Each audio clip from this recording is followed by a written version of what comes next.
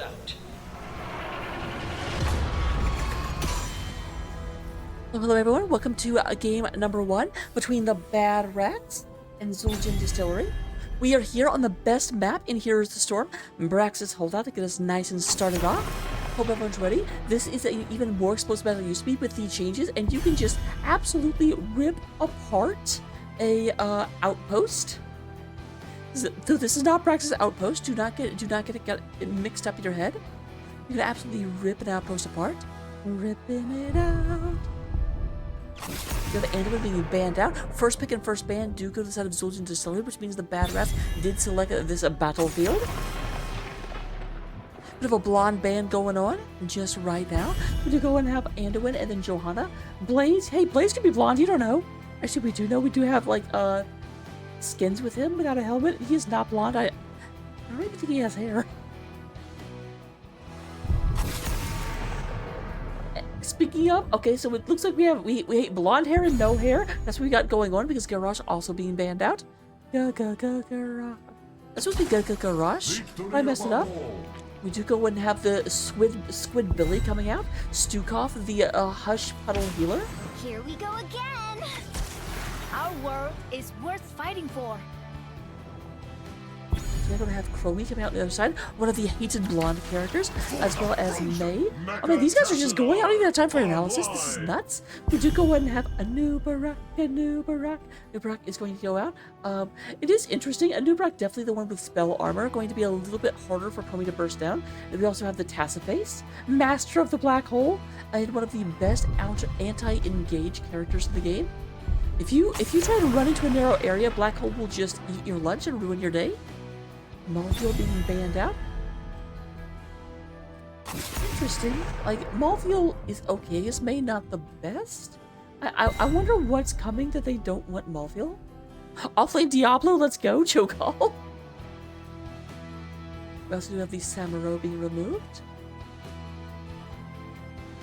Neither side, I think, picked up an offlane just yet. Stukov versus no healer. Both sides have a tank. And we do have the Brightwing coming out, as well as the King himself, the King in the North, the King of the Vikir. I think that's what they're called, Vikir. Leoric. Leoric.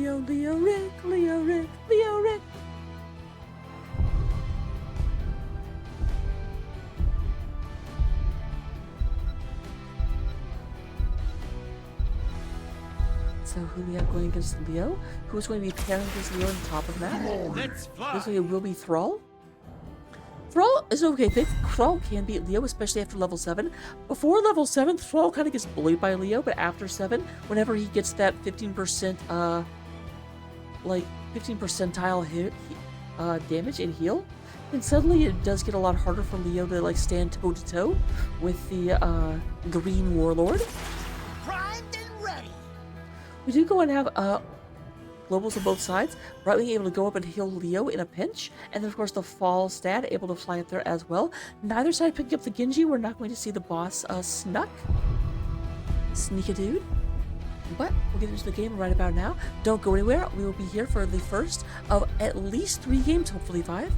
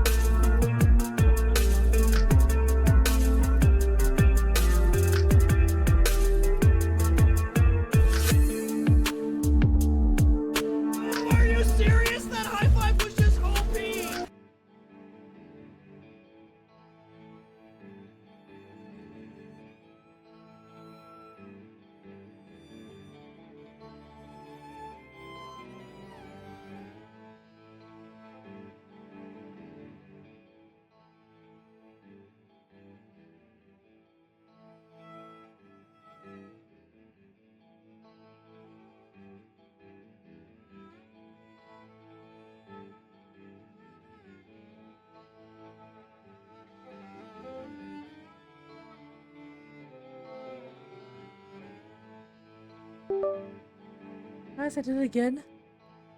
This is not a best of 3. It is lying to you. Don't listen to it.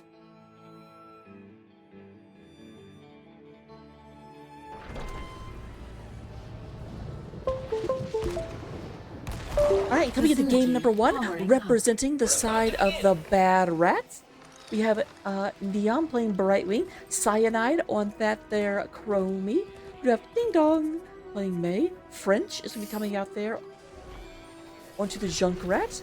And then in the top lane, although actually right now in the middle, is Vex. Systems online. We do lose, 10 okay, there we go, a new rack, I was going to say. Now I'm going to go back to the, main four, page, unless we 3, actually have a pause. 2. But 1. speaking of mid lane, we do have Nutcracker, Access Nutcracker, crack me a nut. We have Thrall coming out here being played by Nutcracker. Ooh, Red Thrall, extra confusing. Lead is going to be coming out here on the Stuka. We got a Be Fresh, but we can Be Fresh. Is playing the Fallstead. Ankle Shot playing that there Castle Base. And then Lead, that'll be on to the... Oh, wow.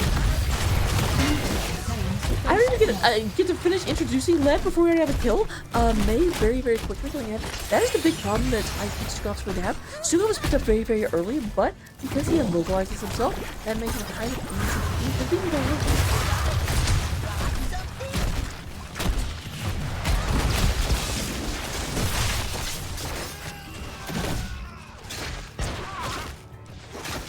I do have to ask Teal, how are they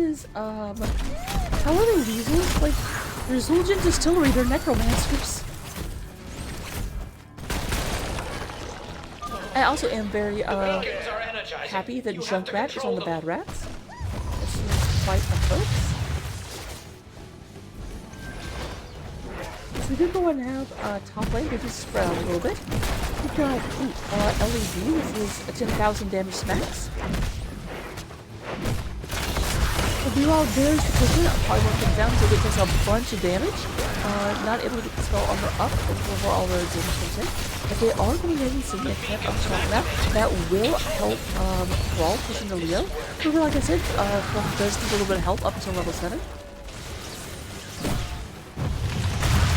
With our golden house, we do have Echo the Elements coming out of Thrall. We do go ahead and have once again the first time.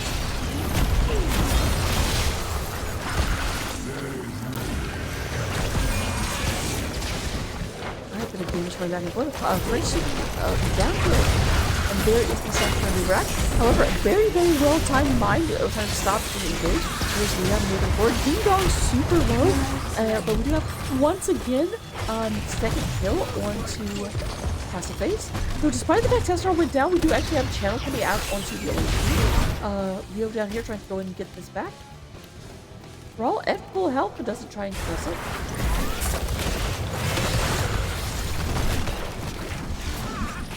So they're coming back into the fight.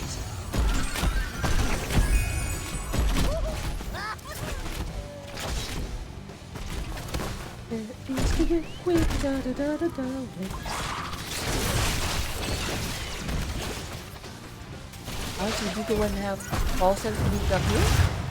But Leo needs to be very careful. They can see Fallstead standing here, so they know they're outnumbered. And eventually coming back in.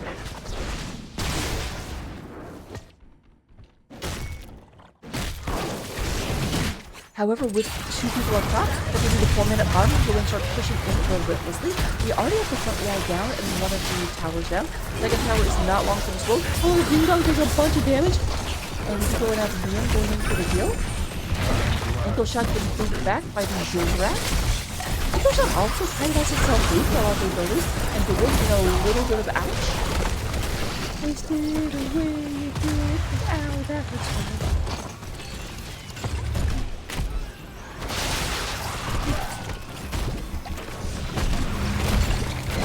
This is being taken back by Vince.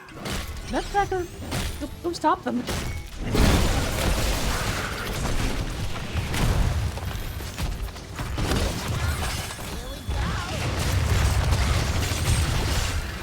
Red with a bunch of damage. There's Ding Dong coming in. Unstoppable today! And we have DeWitt not onto as well. Let's go ahead and burrow to safety. Never mind. That'll be A-okay. There's Lead protecting his team with his big ol' massive arm.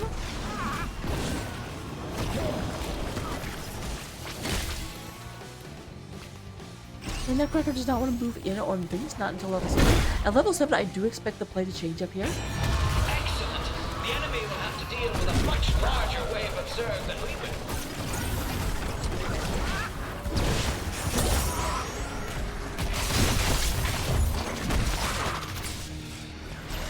There's the big old wave from the top lane. We have to push up for the shot here trying to do what they can. Do what they can what they do.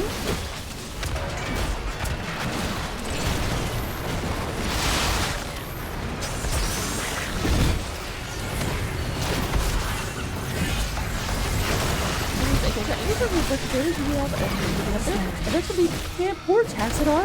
Tassadar is just not good into this comp. That is the third time they've managed to pick them up.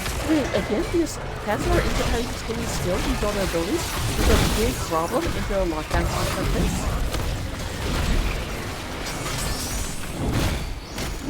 It'd be worse into a new Barak, but May isn't the most lockdowny tank, but obviously lockdowny enough.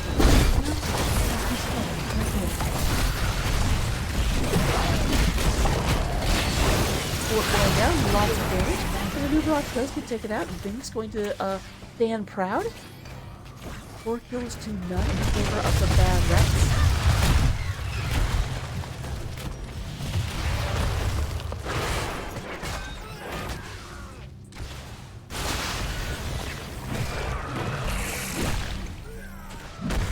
Zerg eliminated. Field researchers, so exciting, they said. Oh, I'll show them some excitement. Alright, we do go and have, looks like our blue team is doing it. This gets set out by a new rep, and that takes a bunch of damage. He's running in there without going full blue. There's a stun coming out. The wheel is being dissolved. The wheel will silence me down on something else. They look at this, and they will go in and get Platinum down. Now, Druid has to get out of there, but that will go ahead. Move in. It says, no, this is our camp. They do go in and get 2 kills in exchange for them. That might unlock boss for them. I don't know if they have to start it immediately, and that is exactly the play. I'm gonna go in. I don't think the other people up in time.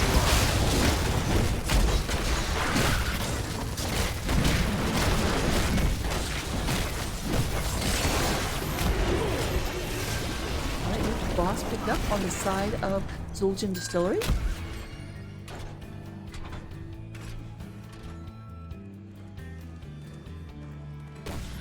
Boss moves up the top lane, and they are using the boss as largely a distraction. And they're down here and just trying to equalize the pressure. You see, the boss is not going to top by itself, but we might be able to get to the bottom. They actually do pull most of the bad rats, and in the bottom, which means the boss is largely unopposed. Level 10 on the side, and they do have ancestral rat to choose from, which does the wall moving real much easier.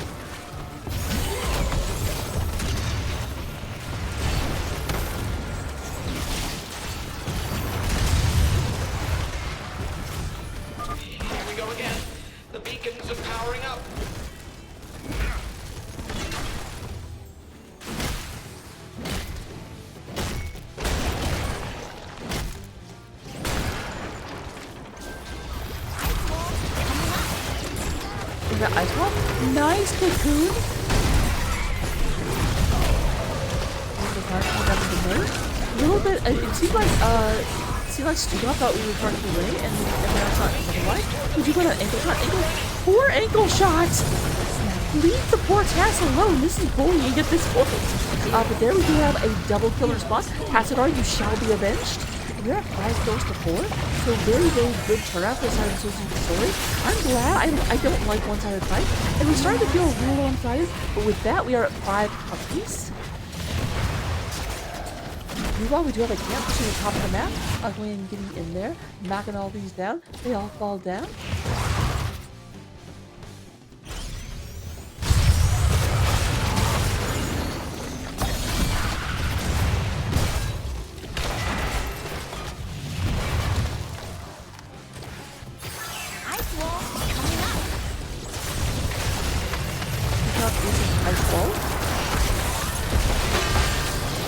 Stuka just not going to move, but they're doing a very good job of, instead of trying to pull away off the May, they're just engaging and trying to go in and knock them. Neon's super low. Like, oh. Well, that's no fun. I can do that.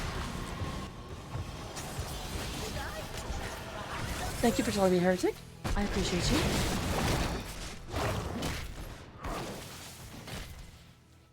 There, that went down. Let me also go ahead and turn myself up. I like to go ahead and have a quick channel. We're at an 88% channel. We do go ahead and have Leo securing the top of the map. Prawl is moving in.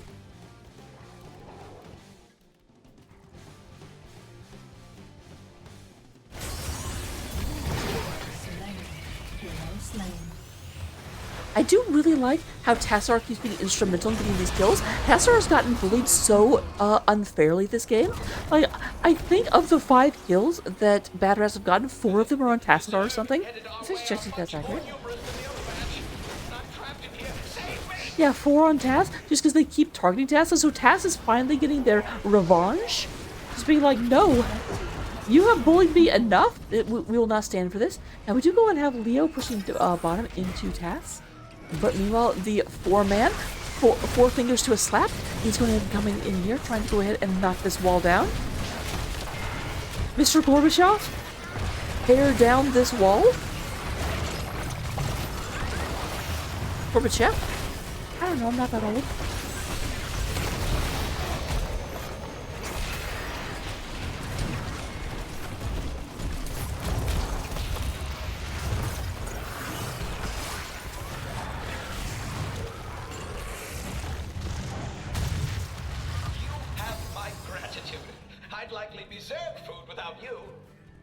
Alright, we do go ahead and have our orange team moving to the bottom. They don't quite get the top fort, but they're definitely in a much more dominant position than they were a second ago. That's got to be putting some wind in their sails. They must feel super dinero bettero.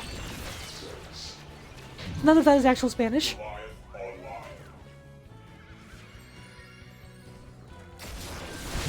Alright, we do go ahead and have Unstoppable. There is Binks. That was a long, does that mean we have a Spooky Walk build? Yep, Ominous Wrath, I was gonna say. It just felt like too far for a Spooky Walk, so I called it. Can you tell I play that hero? Boss is up, but without anyone dead. However, we do have a 2-level lead on the side of Zul'jin Distillery, though as of right now, we are at even talent tiers.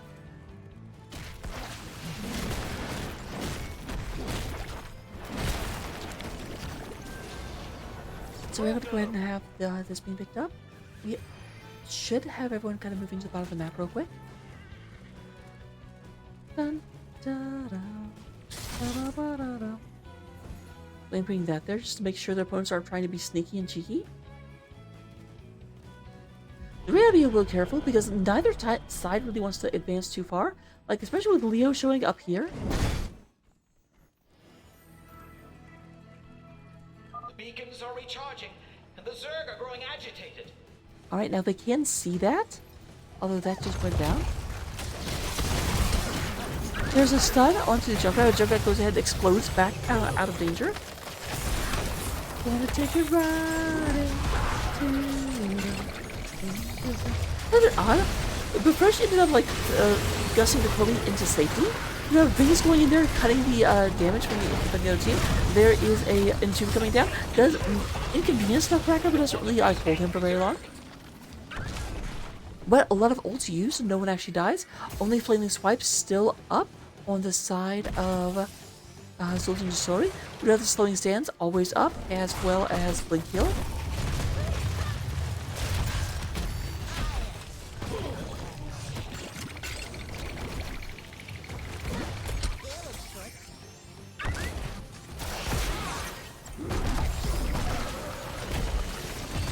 Some uncertainty about which angle we're engaging from. They're coming in from four sides. There's that Spooky Walk, goes ahead and cuts everyone's damage real quick.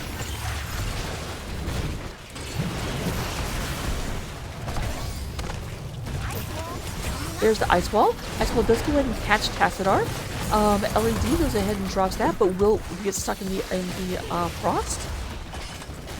I want to call that a Frost Nova, even though that's not what it is. It's a bit of a problem. Do go have to whip moving up here at the top of the map. Trying to go in and get this knocked down.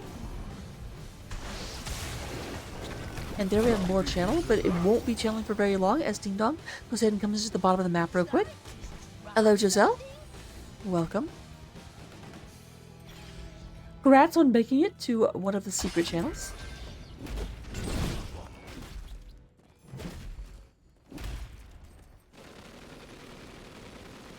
Yep, we do have dragons. This map we have two of them. We have dragon you actually acknowledge as a dragon, and dragon you don't.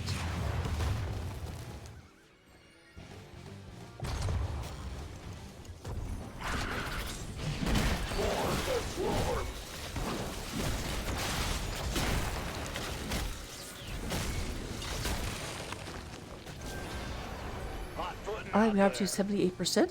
It does look like we'll have top being taken back before we get there, but we get up to 86%. No actual channel on the side of the bad rats.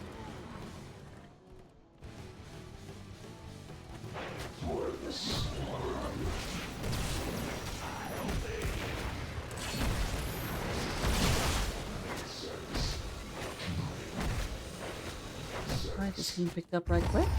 They are going to go ahead and check and make sure that their opponents aren't on the boss, but they are not.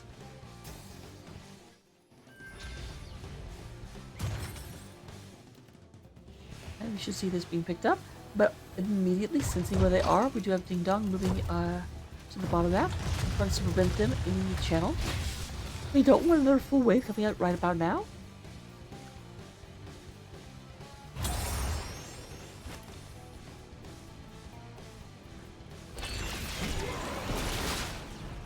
But that's the trap. They go ahead and, because now their opponents are nowhere near the top of the map, so they have to fight this.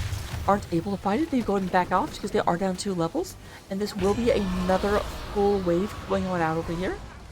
If we go over here, we do see the Zerg entering the map from their holding pens. Scores of Zerg are inbound on our base. Exterminate them immediately.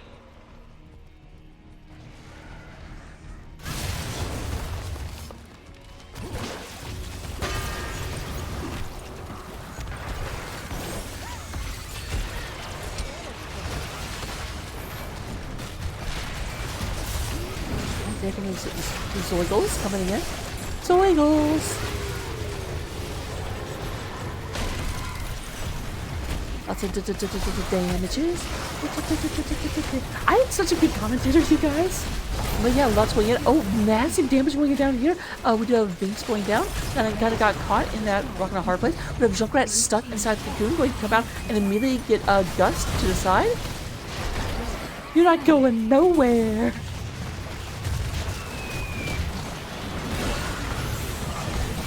That's 2 people down, and I think the bad rats may have bitten off a bit more than they can chew, having brought their opponents to this map. They were ready for Braxis, but their opponent was even more ready for Braxis. You know what? This is the best map. If you guys want to play it again, I'll let you. The rules won't, but I'll let you. But with that, we do have, at the end of game number 1, we have Zul'jin Distillery triumphing here on Braxis Holdout. Battlefield of Holding. In terms of damage, we do have number 1 damage is coming from Cyanide on the Sand Dragon. 53,000 damage over the course of a 17-minute game. We have 45,000 coming from Ankle Shot. French coming in with 43,000. Healing-wise, roughly the same. Neum slightly out-healing at 75 versus 72 for Lead.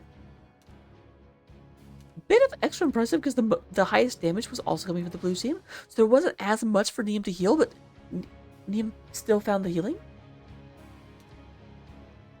And then Vinx coming in on the Leo does out-soak the Thrall by about 1,000 experience over the course of the game. So, with that, here are your talents. Copy them down, take them into Storm League, get all of the amazing victory, and I will see you in game number 2.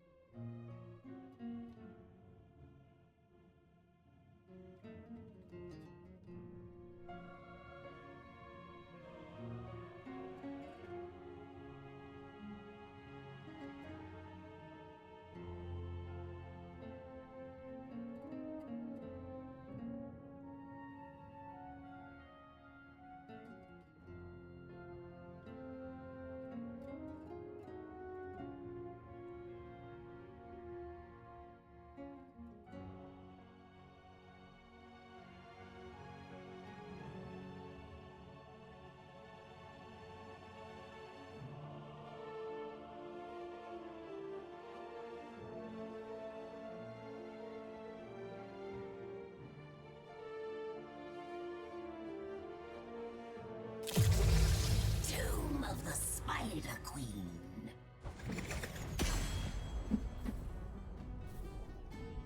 Hello, hello, ladies and gentlemen. Welcome to game number 2. We do have Zul'jin Distillery managing to have a little bit of a comeback victory. It definitely looked like in the early game it was Bad Rats' game. They got 4 kills to nothing in the early parts of the game. But then once the later challenge started coming online, I definitely started seeing Zul'jin Distillery just start clawing it back and just ended up having much better engagement. I feel like Zul'jin started being a little bit like defensive and was getting comboed and picked off, and then eventually they were just like, wait, we're on a new Barak. And as soon as they started like running into the enemy and going under the Mei, then it's just like, yeah, Mei played very well. Mei could definitely hold, like, lock them down, but Mei had a hard time peeling. So we do go and have a new Barak being banned out there like that. A new Barak was awful. We don't want you on an engaged tank.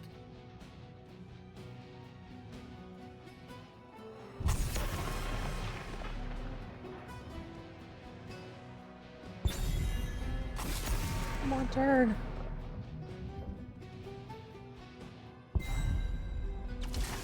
Victory above all.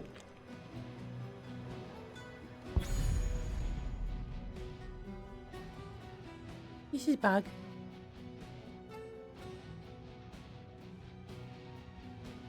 My hand is caught. I can't get it back. My hand is gone forever.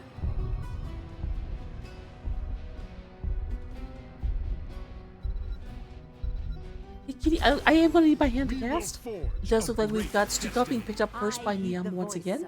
We're going to have a variant. Now, Stukov is an interesting pickup because obviously, the finger quote problem with Stukov is that he does have to, like, anytime he uses his hospital, he can't move, and so, like, immediate response with the Tyrande, because that's the you can kind of punish him with targeted abilities, and Tyrande has one of the best ones. Also have a variant, so we're going to have Tyrande and variant into a training wheels comp in order to just not let people leave. Immediate response from Vinx be like, oh, training wheels, okay, well, good luck taunting or stunning me. Granted, Vinx will most likely be in the off lane. It looks like Ding Dong is once again going to be on the Mei. Not surprising, we did play Mei very effectively.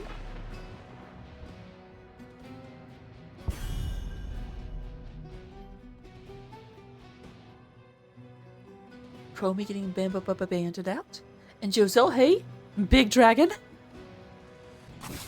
We had Sand Dragon and Little Dragon last game, now we got the big dragon.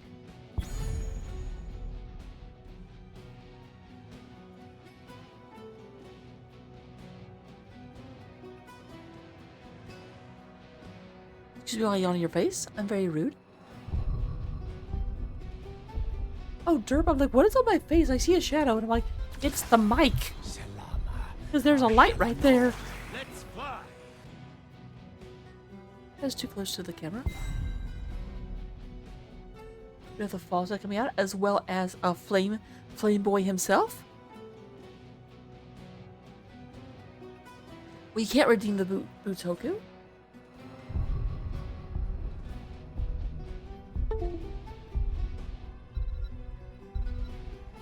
I do have them. I'm in. I like these. This is my only pair that they actually have the zipper directly in the back. Usually it like comes along the side right here, but this zipper is directly in the back. And they make my feet seem so dainty.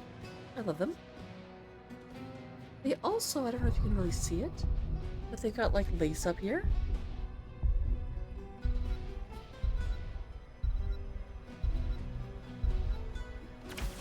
Frostmourne hungers.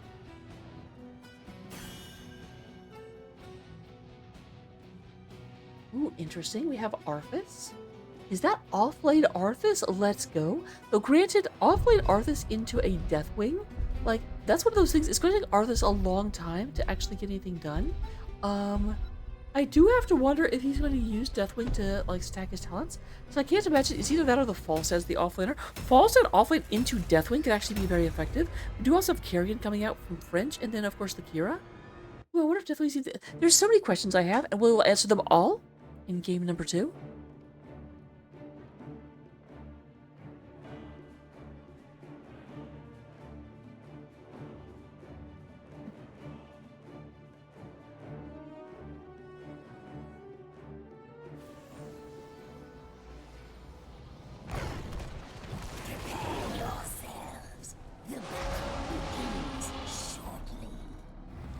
All right, here we go.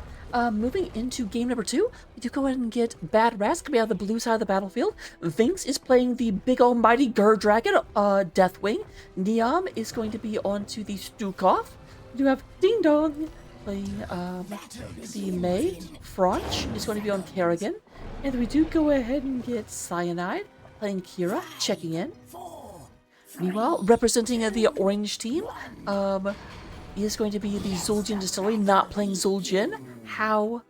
Actually, it's Zul or Zul'jin. It's confusing because they spelled it the Zul way instead of the Zul way. We do go to have Nutcracker is playing Arthas. Lead is going to be coming out here onto the Tyrande. Be Fresh on the Be Fresh is on the Falstad once again. DeWitt is going to be on the Varian. Does go ahead and avoid the big old hugs coming out of French. And then Ankle Shot will be coming ahead and wandering around in Deathwing's puddle. I guess when you're a fire mage, someone drops magma below, you're like, yeah, whatever. Am I supposed to care about that? I don't. Sorry to disappoint you all. We do not have a convection Kel'Thas. I know you're disappointed. Whoa, do you have Be Fresh down here being mean? Be Fresh? Like, I'm not going to yell at you. I'm just going to tell you, if my coach would have very stern words for me, if I took that much damage taking, like, camp.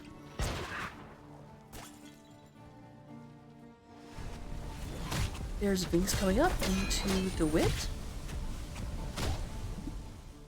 So right now it's Varian that's kind of doing the offlane thing. Obviously, I think I'll change it for once Varian becomes a real boy.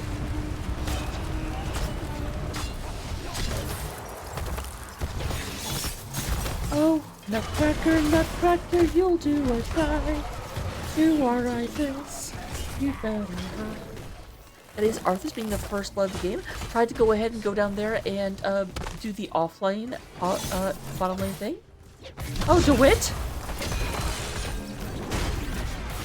Wonder if they're still here. Yeah, they were still there.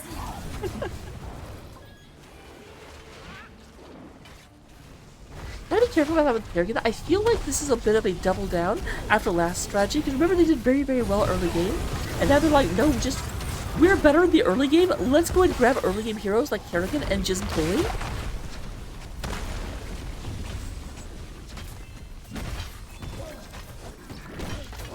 Alright, this moving in.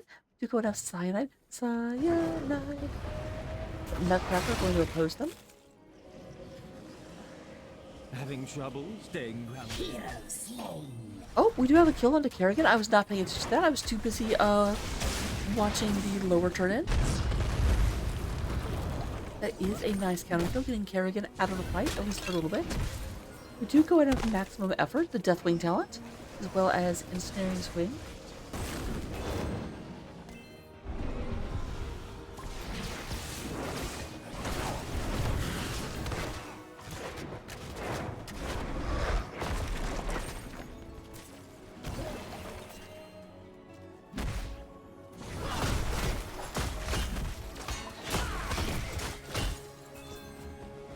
I was on Reddit earlier and someone was arguing that Kerrigan was like overpowered and shouldn't be stop killing people when I'm watching the wrong team. Was saying that Kerrigan's overpowered. I'm like, I mean, Kerrigan's pretty okay, but overpowered's a stretch. You almost never see her. And their whole point was, but look at the win rates. I'm like, yeah, but look at where they're winning. Look at the pick rate.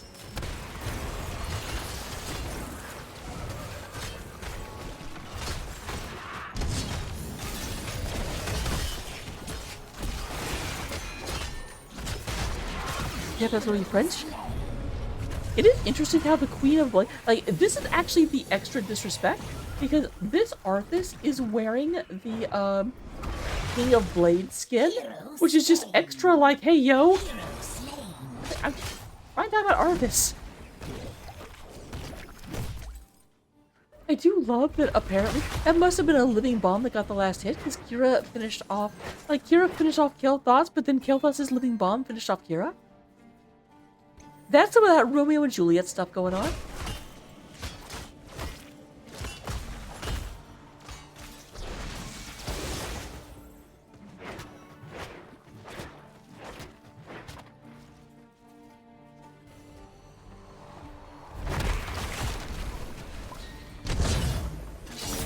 the Wit. Witten goes ahead and moves up. Fire Blast coming out. Both teams do fully have turn-in going on. Moving down, there's the Vince. DeWitt in a little bit of trouble. Just going to fall into Sound's puddle. You're not going nowhere. Does look like we've got the chase down happening. Nutcracker trying to get out of there, but Kerrigan is not interested. Kerrigan's like, no. I will defeat you with the power of hugs.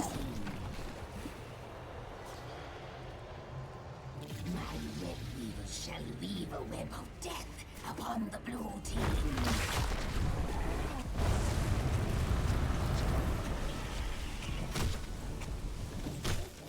This is an interesting strategy that I don't 100% know I agree with, because they ended up calling in the Web Weavers at a time where a lot of them aren't in the fight yet. It'll be a lot harder when you fight. We do have things down here trying to get the lower Web Weaver. We're going to have DeWitt in the middle, Lead and Ankle Shot. Moving up, trying to go ahead and keep them from getting free damage. It does look like most of the attention is being paid to the top lane here. This is boss lane, and they want to be able to punch it down. They won't get the force, but they'll get some damage done. Ding Dong a little bit low. There is Swing Away, Swing Away.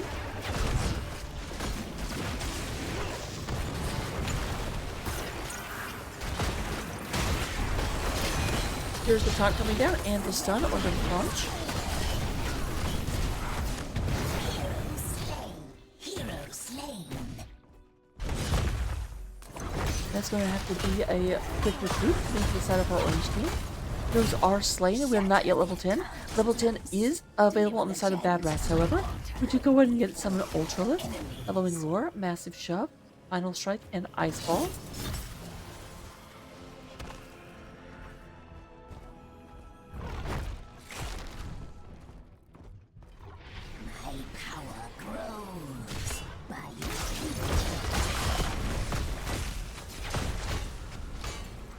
I've always really just loved the, like, kind of almost lazy but hilarious way they do that, where they're just like, it's very clearly the my power grows by your enemy's hand, but they just awkwardly try and change it to my power glows by your blue team's hand. That is going to be a kill on the Falstad. Once again, you gotta be careful about, like, secret sneaky Kerrigans in the bushes waiting to hug you.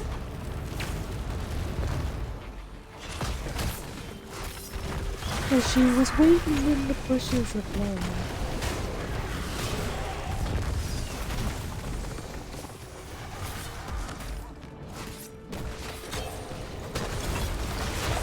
Alright, they are trying to move in.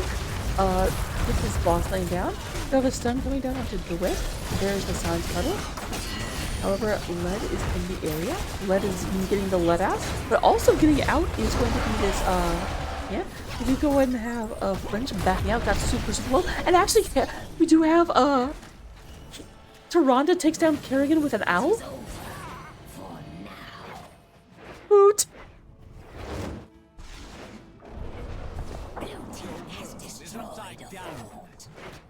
We do end up having 2 forts go down during that phase, however. Oh, Nutcracker!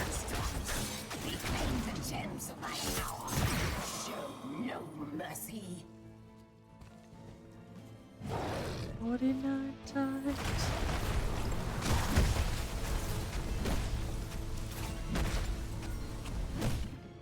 We Sinai getting the heck out of dodge.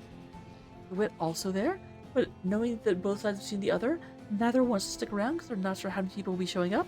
Woot!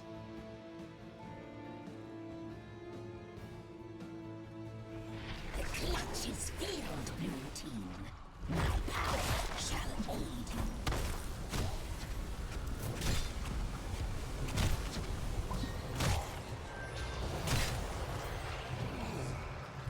Red team, defend yourselves or perish. Alright, there we have. Lots of damage onto Mia. Stukov trying together. Stukov will actually survive, I'm surprised. There is French. French being blown far and away, not where they wanted to be. Going down, we do go and have the falls. Sadly. Nutcracker going to go down. Silent not just letting go. I do feel like Bad Rats are upset about the way the game number 1 went, and they are definitely taking things, I won't say a bit more seriously, but are a bit more brutal in this game.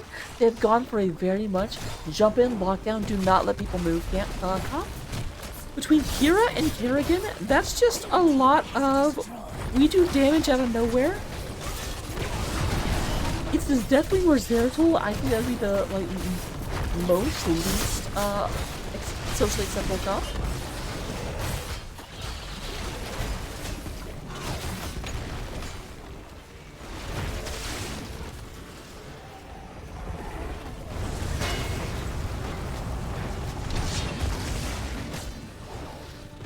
Alright, we do have things moving it back.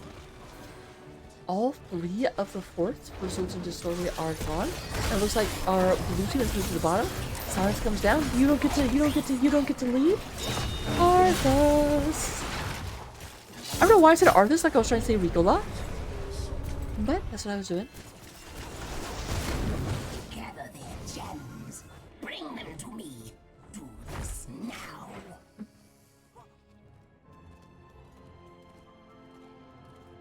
Blue team has destroyed the fort.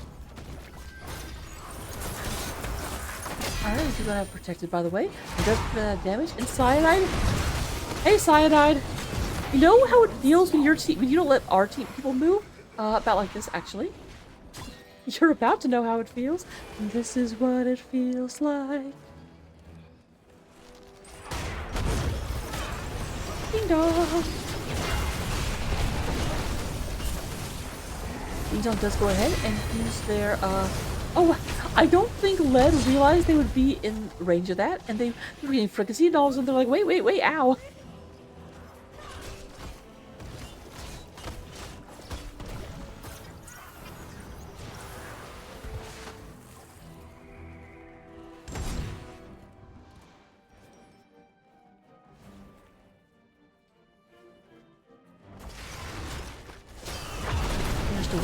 DeWitt goes ahead and gets real quick. Things? The Toronto Owl that shrinks Deathwing is the funniest thing in the game.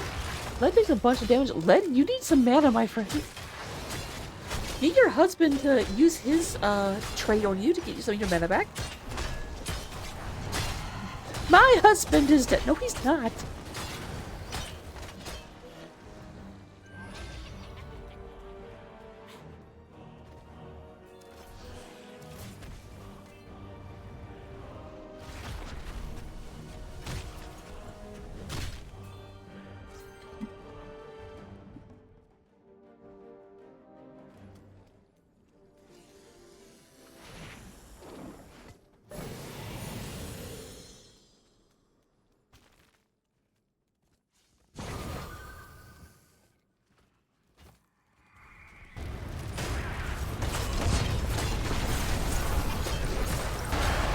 Alright, there's Ding Dong. Ding Dong! Ice Wall comes up, but we do go and have May going down. Cyanide barely alive. Might not have wanted to get that deep. Oh, but big explosions happening. And Arthas does not get away. DeWitt taking a bunch of damage. I gotta tell you, the MVP talent thus far is that, Vince, I think it's the level 16. Like a flagellation. Cause them to burn to additional 203 damage for 4 seconds. While burning, they explode every 1 second. Do you think how to, so that's what you keep seeing, and people are not realizing they're taking damage from their allies. It's like, I'm not standing in it. You're like, well, you're standing close enough to it. Oh, this is gutsy. I'm surprised they're fighting for this. That's going to be a dead Kael'thas. And DeWitt, out of nowhere. Almost. Wit will survive, but they just go right back on top of boss.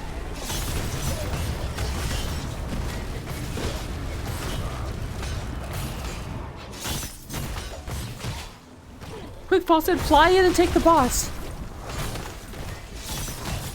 And that would be amazing if it happened, but yeah, they're trying to scout for timing, but nope, nothing doing.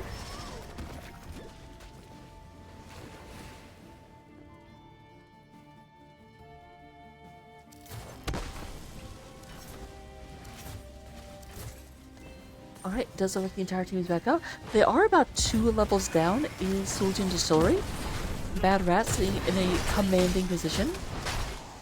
commandeering position even.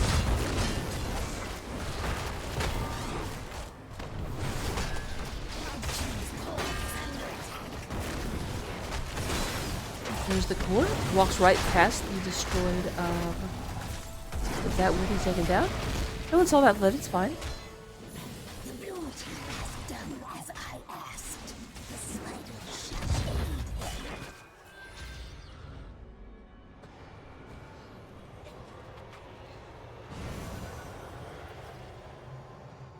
them. My red weevils descend. Keep in mind, we do have the giants down here pushing their way up. Going to be helping. Yeah, it definitely looks like they're looking for bottom lane. Mid lane, they're not so worried about. And I do think that Zueljin thinks they're coming in the top lane. I'm going to try and put pressure here. That way they can't actually get in. But nope.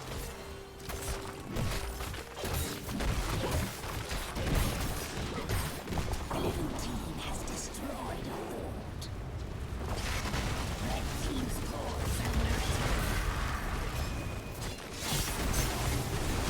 There's definitely a lane through. All structures are down for the size of our red team, except obviously the most important structure.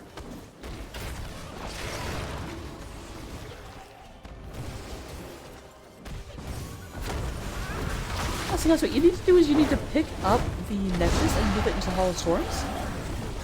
Then you never lose.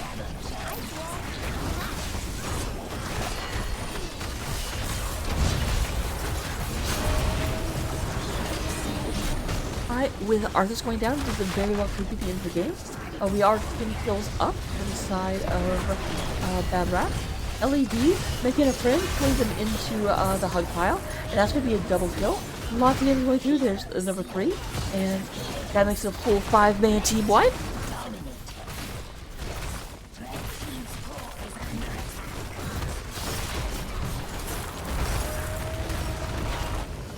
And with that, game number 2 does bring us back to a 1-to-1 series. I told you 1 to 5 games. This is exactly how you get 5 games. It's not guaranteed yet, but we have at least 4 at this point.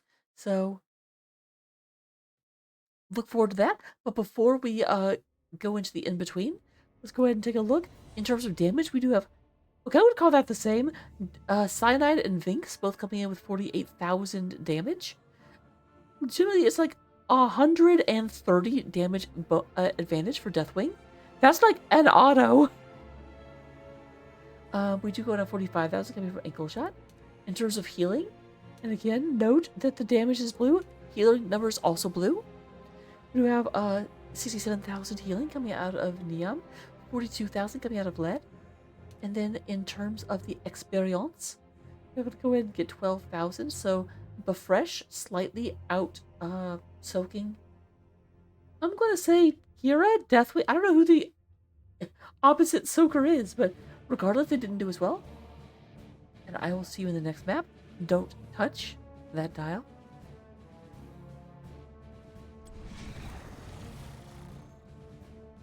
Be helpful if I use my mouse.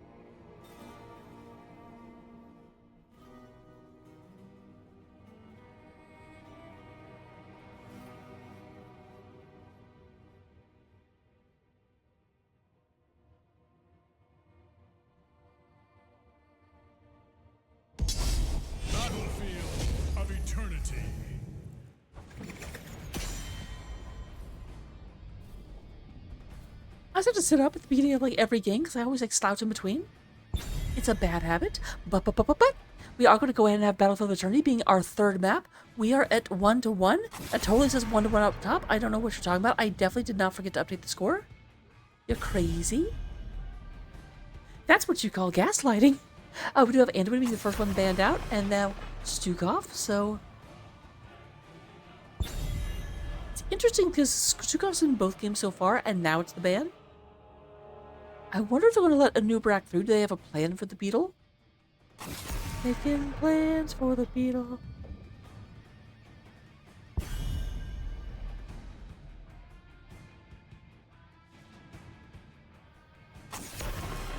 Yep, there's the JoJo. So they are potentially letting the Beetle come through. That's not a beetle. That's an Orc.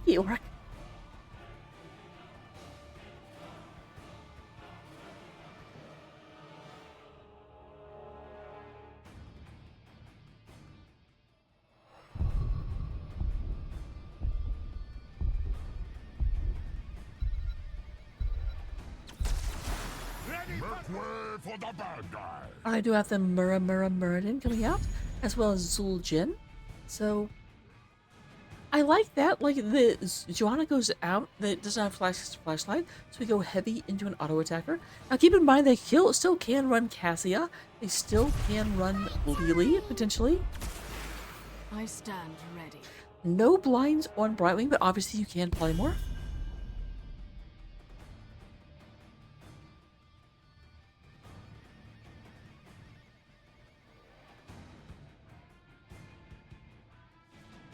Once in a while I'll pet my cat while I'm holding a bottle cap, and the cat's just like, what the heck? What is this?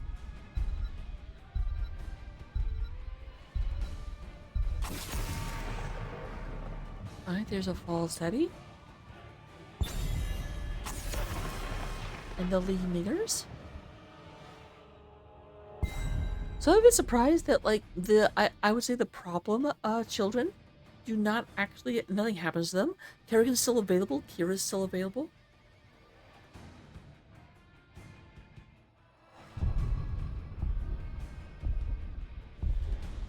Granted, they're not as good on this map. That's like... Oh, this is my jam! Both of them are very good at finishing off, but their burn stuff, like, Kira's actually pretty good. Good burn, just the talent build she uses.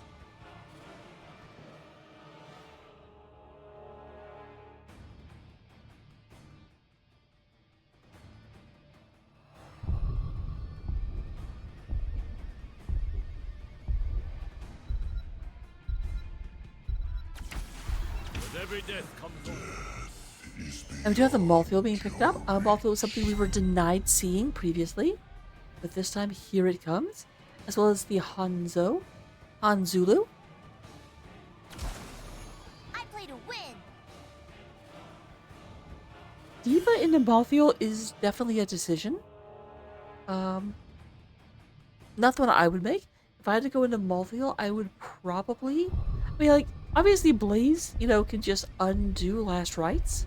So Blaze is a pretty decent pick. I personally love going Artanis into it. But I like Artanis. Hi Hoku. My team doesn't let me play them though. Who words?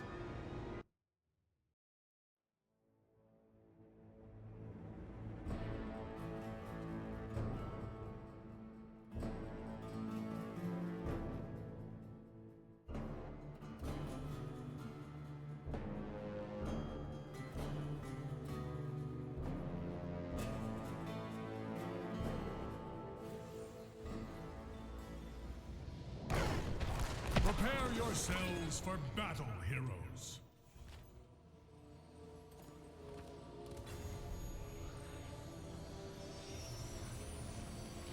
Ooh, teal, does that mean we'll see Dahaka in game number 4? Speaking of game number 4 though, we're at game 3 right now. Representing Bad Rats, winners of the last series, trying to go up 2-1. We have French is playing the Zarya. We have Lucio being played by Neon. Cyanide out here in Zul'jin. We have Ding Dong onto the Murden, and then Diva coming out here on Vinx. Let the battle begin. Meanwhile, all 5 members of our orange team going to the bottom map. We have Be Fresh leading the way with the la la la la la la. DeWitt runs out here onto the Lotosh Garrosh. Led is going to be playing. Oh, ouch, ouch, ouch, ouch, ouch, ouch, ouch. Ding Dong going to get out of there just barely. We have Nutcracker onto the Malfield. There's Led onto the Brightwing, and then Eagle Shot will be playing the Han Solo.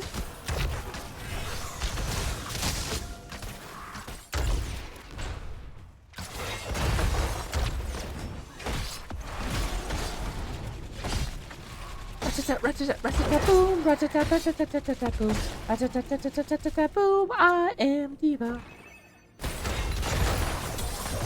I do like Diva, but I do feel like she struggles a little bit too much.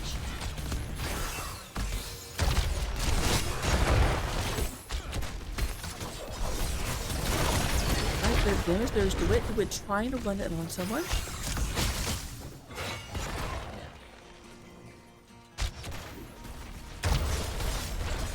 It is interesting how DeWitt, just by his just presence, causes people to fall back and kind of lets them push a little bit better. There's Diva running up. My name's Diva. It does look like Zarya's coming up here as well. We'll try to get here in time. We do Bing just to get up on there early. There is the teleport in.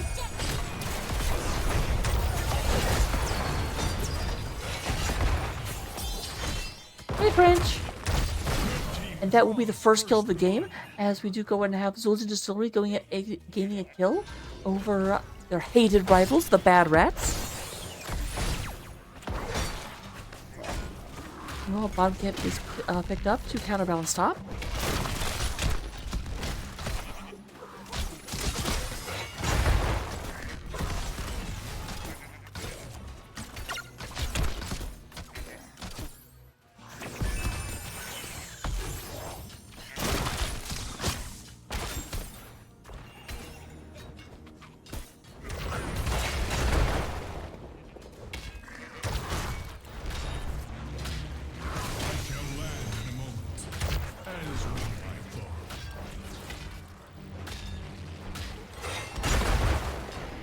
Here's that being knocked down.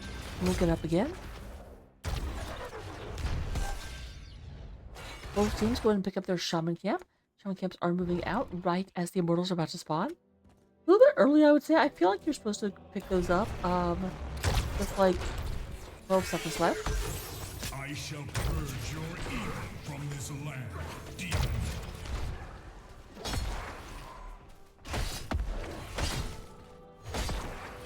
People really struggling into Molyneux.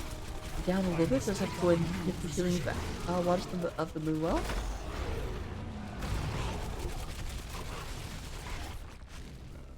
You did say pro moves early on, interesting.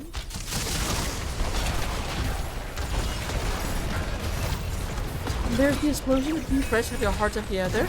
Nice moves by Niam went up there and just would not let them leave. Niam is. That was very well coordinated. I enjoyed that. Do go ahead and have a garage. You got armor. Congratulations. Okay, actually, Norman will do garage.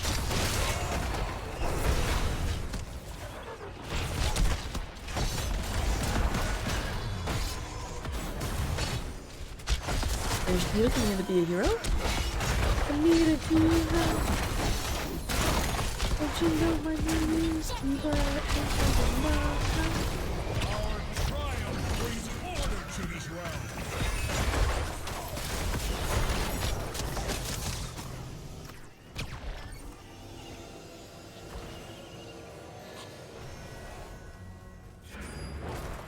To me, mortals, I march for Hell's Gates. Being marched at. We do go ahead and have a Team Diva going forward. They do have the services of a Larian.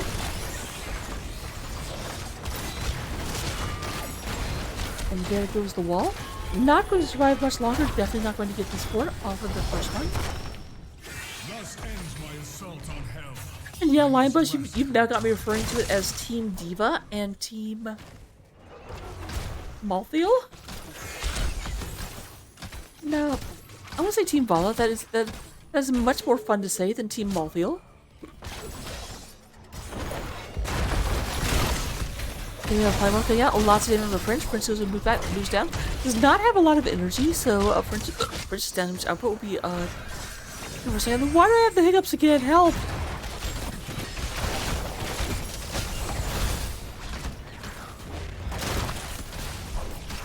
Here's the non-move. The wit bunches and bunches and bunches of damage.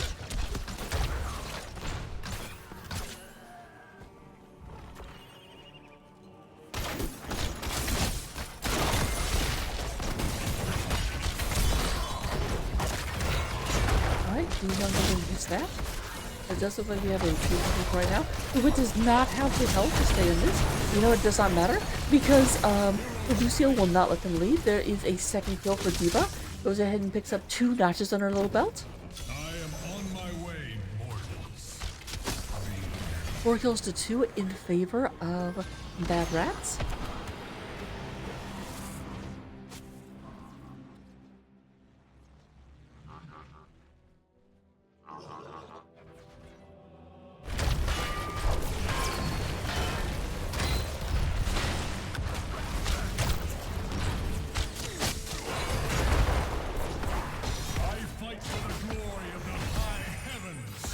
Alright. Here's the thing, they are running down. Only Vala is actually in position to try and fight this. Vala obviously is a very good racer. No, never mind. Cyanide. Cyanide should beat Vala. Cyanide can get attack speed, Vala can't. I seek better ground. But with more of the orange team showing up before more of the blue team did. So it is very, very close.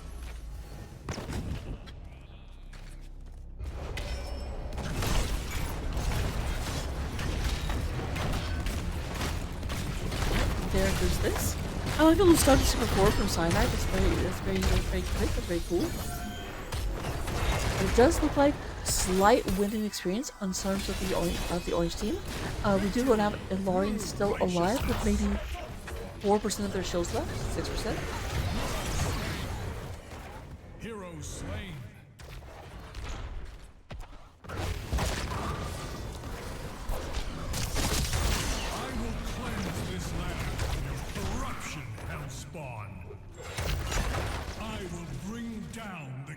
Of hell. He's down here all by himself. I love how the heroes managed to summon Ilarian to this plane, and then put them in battle, and then they just like wander off.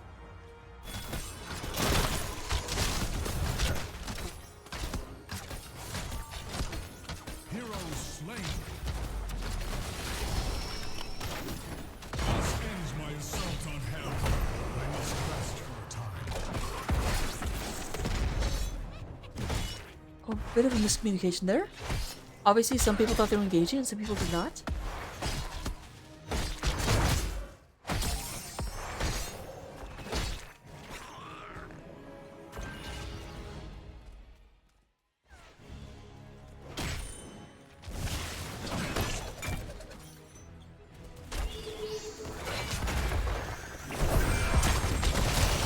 There's a shield coming out.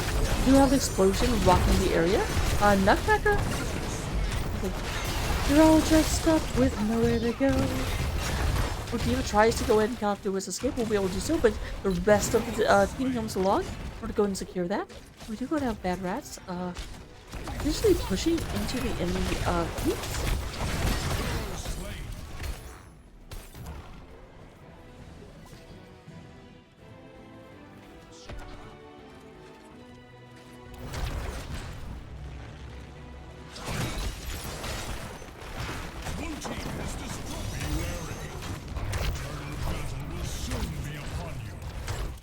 Diva up top trying to go in to take care of this.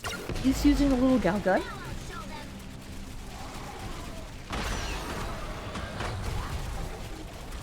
Bunches of damage coming through. We do have the Immortals coming up in about 11 seconds. We did learn last time that the race from Orange is a bit better, but here's the invasion from Orange. We do go and have a, they were expecting a bit more of an increase there. And Dong running into the battle. French trying to stand here. French is standing tall. Does not want to give up the ghost just yet.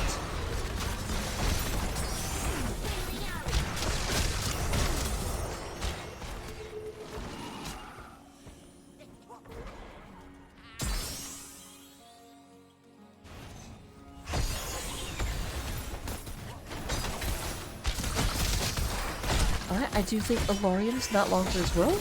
It does definitely feel like our orange team is going to be victorious this time around. To new ground.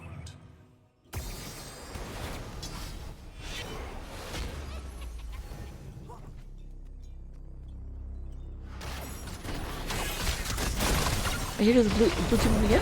So the story does not want to let anything happen. There is a lot of damage coming in to the side of Ding Dong. That rat's a little bit onto the back foot for a long time.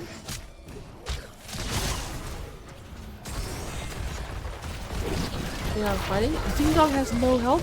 You can go and have that going through people in. And that should be killing the Hanzo, killing the Brightly. If you go and have next one, DeWitt, you don't get to go anywhere. DeWitt has sinned and will love his punishment.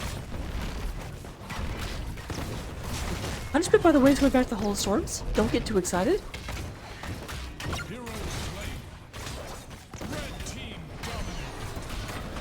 See? Right there. There's the announcer coming through and be like, if you don't know that was inappropriate. They literally say red team dominated. It's not only me, it's also the game. We stand victorious. We're going down the bottom lane. It does look like most of our blue team is with us. Only Diva going up to the top in order to have a little bit of side pressure. There is no place where evil can hide from my gaze. I know I talk about this every time I cast this map, but it still amuses me. There is a voice line that Bells has, where he's like, "The angels could not stop me. None of you care." And I'm like, what if Diablo was in the game? Because I feel like Diablo outranks you, random devil.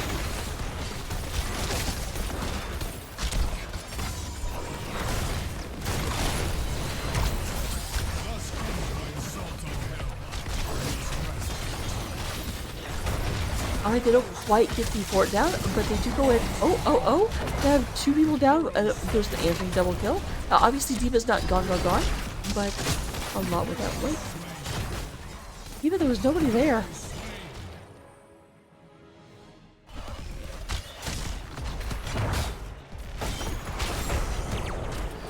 There's Gnome zipping away.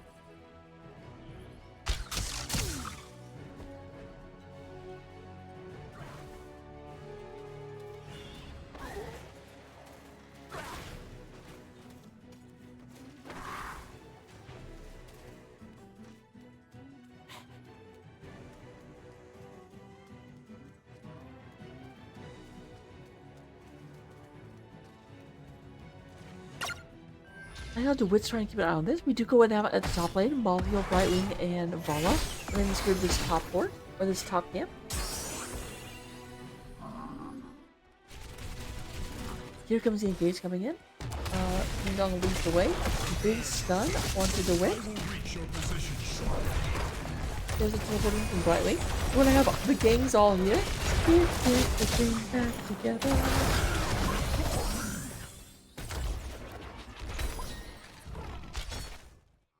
That'll end it shortly after it began with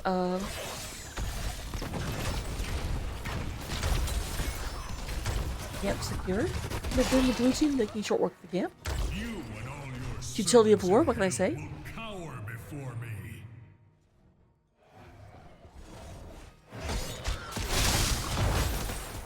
Would you go and have both teams pick up their shaman camp, letting that push during the roll phase?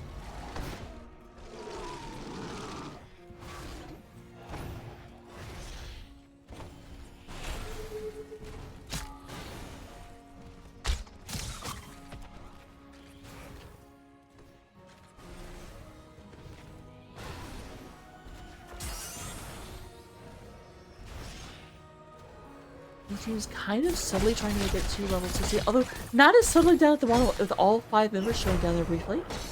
I think they want to bait their opponents into moving forward so they can come in for the flank. But unfortunately, it was a little bit too excited. Oh, big stun, but there's going to be... Never mind, Malfield goes ahead and leads the Guardian's last rites.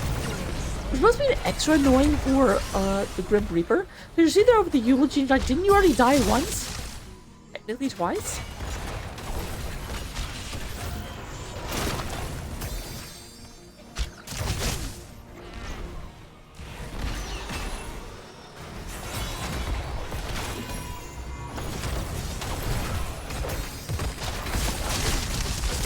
damage on DeWitt. DeWitt not going to survive long. But we do go and have the counter kill onto Zarya. So the Shield Maiden is gone, as is the base the Inquisitor Bro.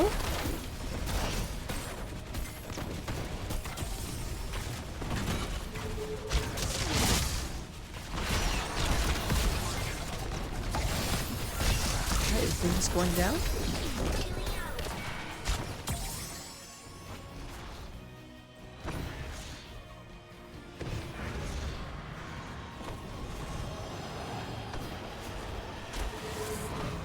It goes back to full mana. Obviously, this is Brightwing, so they can come back and just that immediately.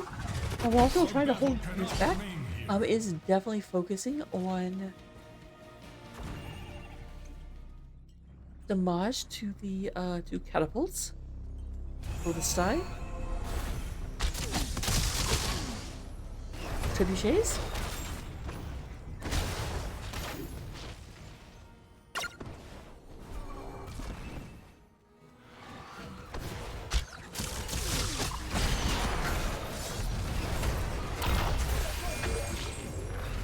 No one gets caught in that. We do have an unstoppable Nutcracker in the back lane. Trying to go and get things taken care of. Lots of damage. Right, Lead has no health. They are looking at DeWitt next. DeWitt being chased down right now. There is Neon doing that same maneuver he's done the whole game. He just runs in front of him. Someone says, nope, nope, nope, nope, nope.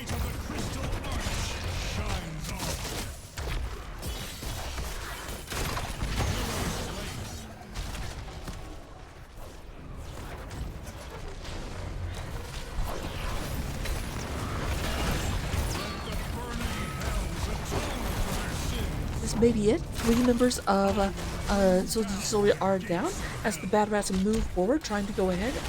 They're up 10 kills, they're up 2 levels, and just momentarily, Soldier will be down a Nexus core.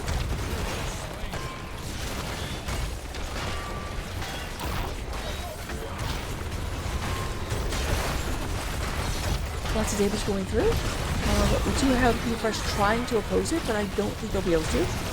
Double homicide, or not double homicide, a trade-off going on. Wow.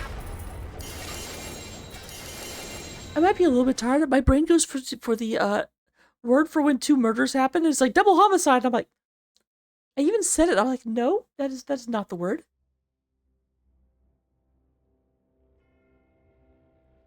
Looking at the stats, we do go ahead and have in terms of hero damage, Ankle Shot leading the way with 62,000. Beef Fresh with 61, and Nutcracker also 61. All 3 of the top damages coming from the same team. That team, unfortunately, despite doing all the damage, could not net as many kills as they would want. 11 kills to 24. In terms of healing, no one's surprised to see the blue healer on top. There was so much more to heal from Red. 100,000 versus Brightwing 71. And experience, we do have Vince coming in with 15,000, 12,000. But Team Diva does stand triumphant, so Line Bus, or not Line Bus, Linehouse, bragging rights, please and thank you.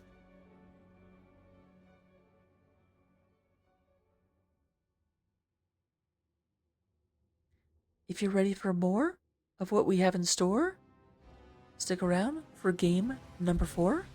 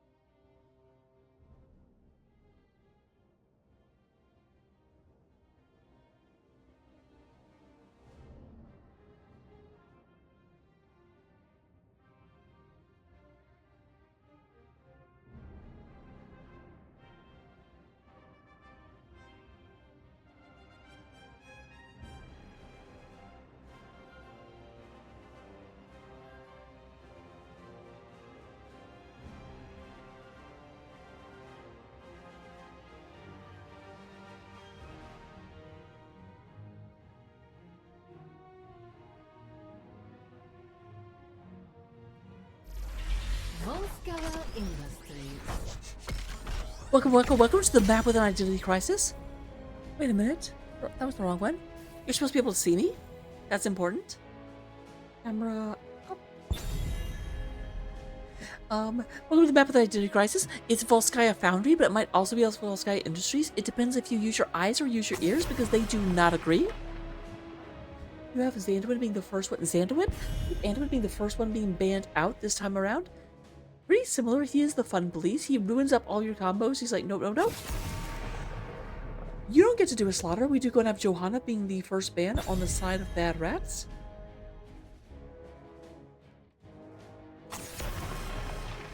Oh, and entering the blase. Actually, that's the same. These are the same bands as game number 1. And then, okay, it was Garage the first time. Now it's Stukov. They get rid of the Puddle Doctor.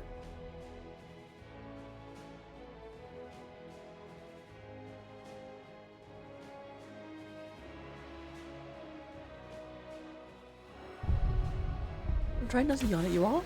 It's hard. Alright, we do have once again the Garage.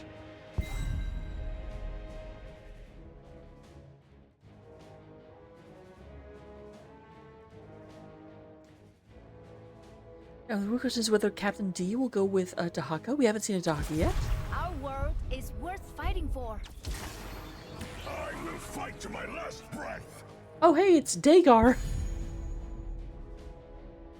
Dagar, come and I wanna go.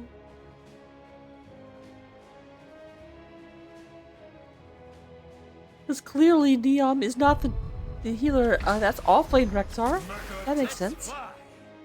That's why I start with a D. I don't know why I'm like, that's Vinx, that's not Neom.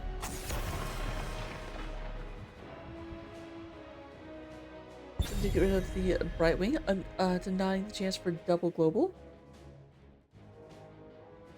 Well, not really denying, because they don't have an offlaner either. So Dahaka is a possibility. Get out of here, Deathwing. We have stuns to do.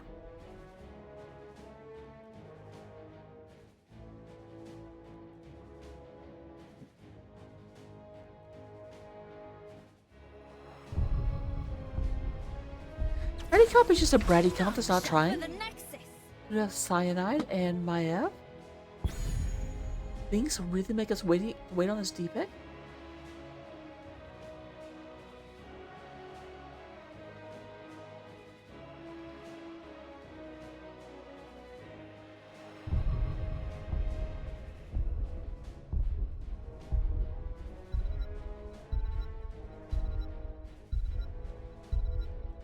Alright.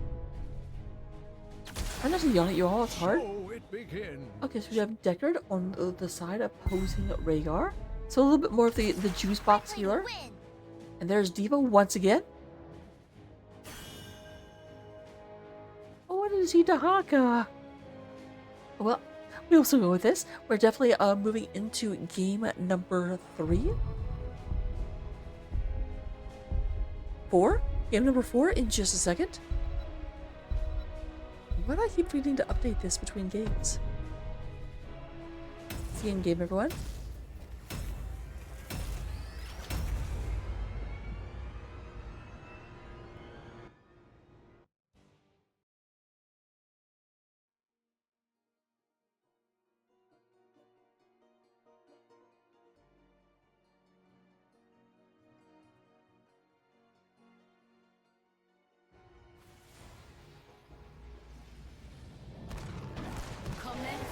Alright, coming into game number 4, possibly the last game if Bad Rats have anything to say about it.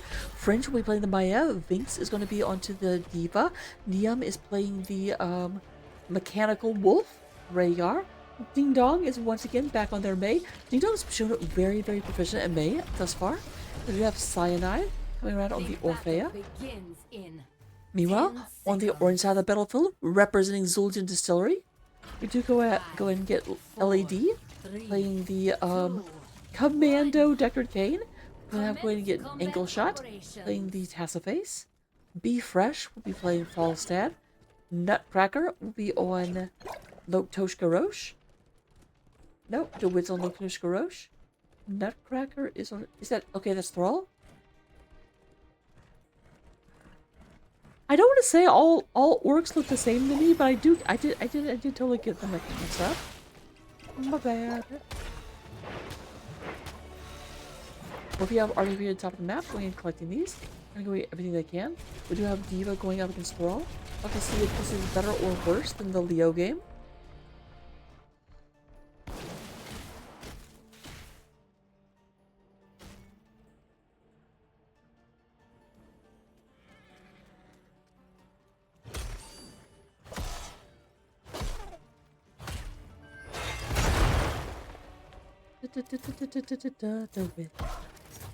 Alright, so we're moving back and forth.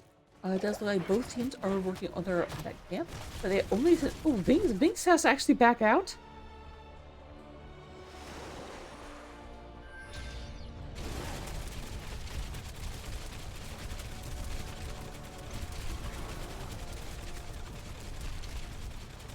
Yeah, the awkward moment where your healer sort of like isn't around. He's just like, heal me! Very much so, that's 100% what they're going for. There's no question.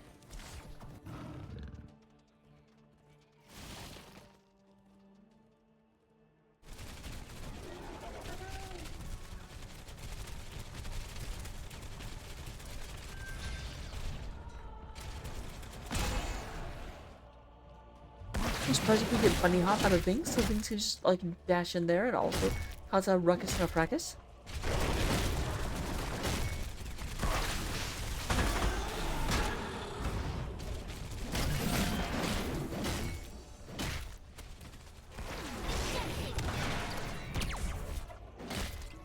I would have Vinx going down against the Might of Thrall.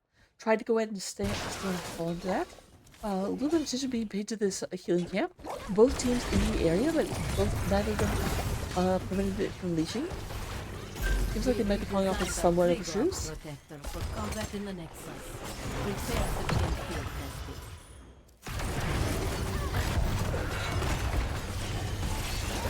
Alright, French goes in into the wrong side. This Bloodborne in, but there's pretty question looking for an opportunity. Not gonna find one just yet, but obviously if Gus had been available, that was gonna be a dead warden. Which I gotta tell you, as a person that has played Dragon Age a lot, saying things like that's a dead warden, I'm like, oh, I love the wardens.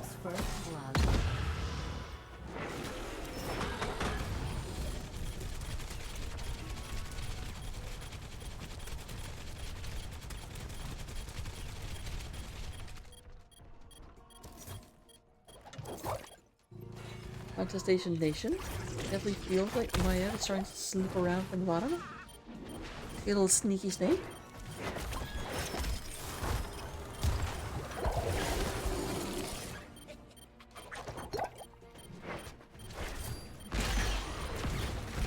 Alright, I was gonna say we've got another bomb ready to go. And DeWitt takes so much damage.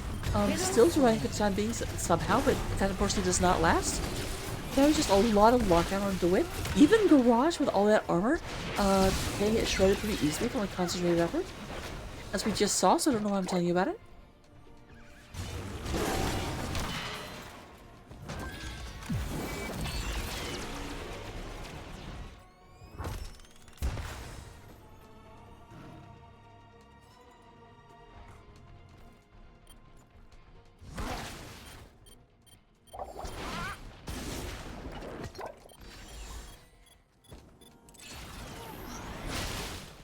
They do drive their opponents off. It's like Ding Dong being thrown to the wolves, quite literally, but does go ahead and get them unstoppable. And unstoppable today. The Wit is in the middle of a pain train, and that is going to be an end to that. We do go and have Vince moving in, trying to go in the top field. Does not have Bunny Hop. That would have been a completely different fight if they did. Well, does once again have ancestral rank though.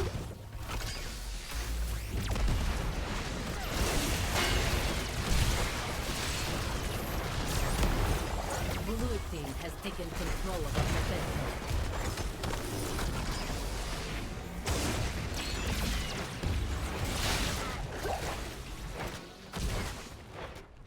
Alright, there's a perhaps we'll move down here to the bottom of the map. But meanwhile, they're using it as a distraction. We have Neom and Ding Dong up here trying to push the top location. Other opponents, presumably, but it does look like Nutcracker will come up here to stop them.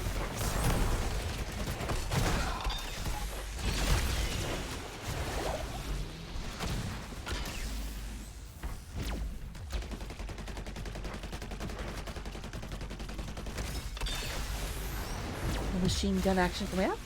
Oh, Machine Gun Kelly. It'd be really weird if one of their buildings was actually Kelly. Like, don't out me, Rocket. I'm like, what are you talking about? It's overloaded. My team will begin repairs. Alright, we're almost to level 10. We're almost ready to see that devastating combo that I 100% agree with Teal. I definitely think is coming.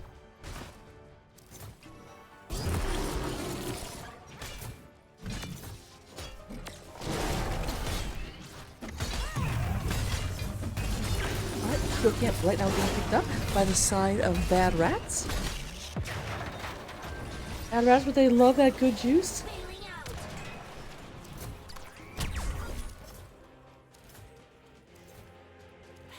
We're all being left all by his lonesome down here at the bottom, and we do go and have Warden's Cage, not surprising. Eternal Feast, not surprising. We're going to see Bunny Hop. Oh, I'm surprising that too. Ancestral Healing and Ice Wall. A lot of lockdown opportunities. Alright, there's the Warden's Cage coming in. Wait, I did not see the ult, although yeah, it's still up. So obviously a bit of miscommunication. They didn't actually use that to go with the Warden's Cage. Warden's Cage will not be back up to try again for another 80 seconds. That is a minute and 20 seconds for those of you that are mathematically not mathematically insured. Supported, whatever the word is.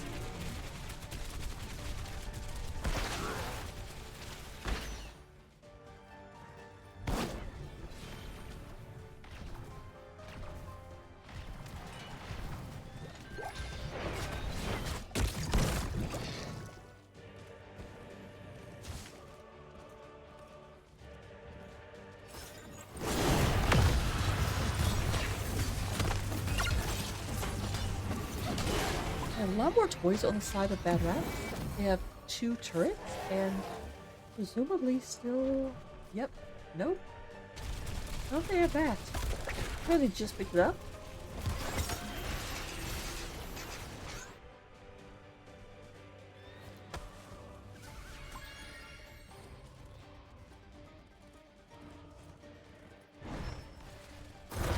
Alright, combo ready in 15. Love to see if they're still fighting back and forth.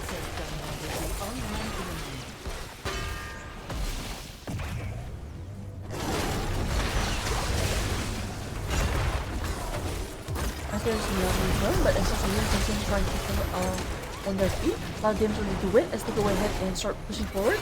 There is the damage cutter coming out of things. The French is in the area, ready to go in and do this. Both halves already, if they can find one. Terminal activated. Take control of it.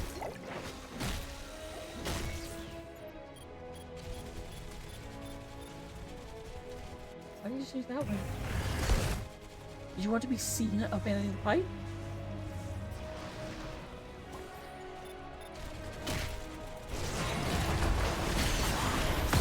Right, things that survive because people are so weak. But there we have that. If it tries to get out of it, I can actually see when his face come down. But don't cool down so much now. It was just very, very weak wills.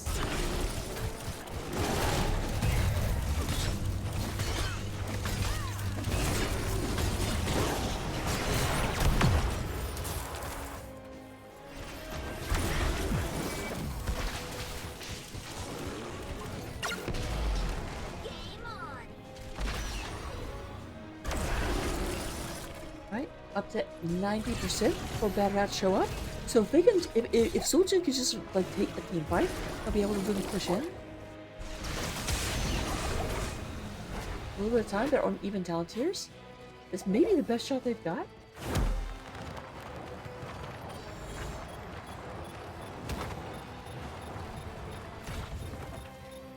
Alright, there's the moving back in.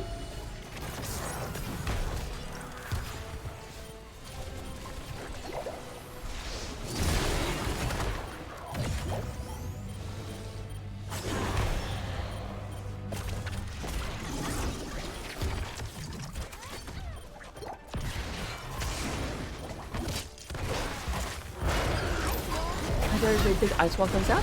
May in a bit of trouble trying to go and stay into it. French is like French! French is just trying to leave and won't be able to do so. Here we have a big black hole, catches a bunch of people, but also catches the bomb that does actually manage the black hole bomb. Did end up causing things not to expand. And do some boost sketches. Or so I've heard.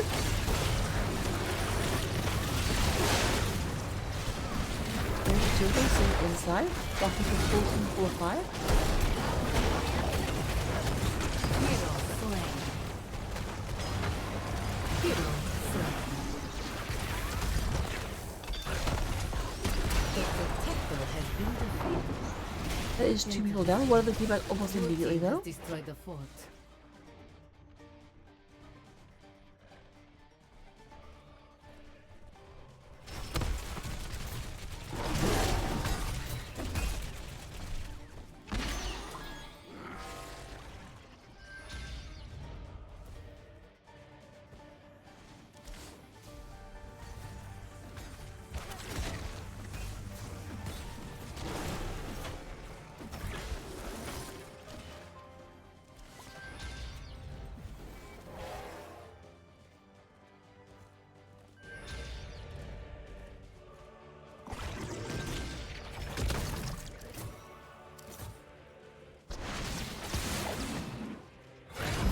Kind of like feeling each other out.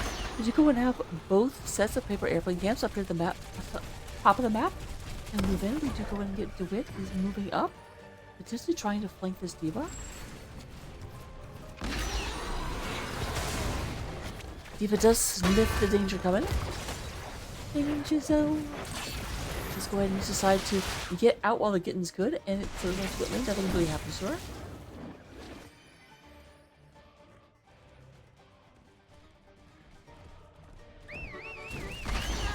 Alright, Jericho's false head down there. This could be critical.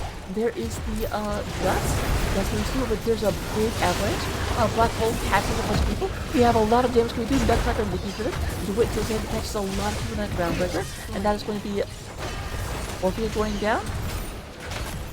And you can't go anywhere. Maiev also goes down.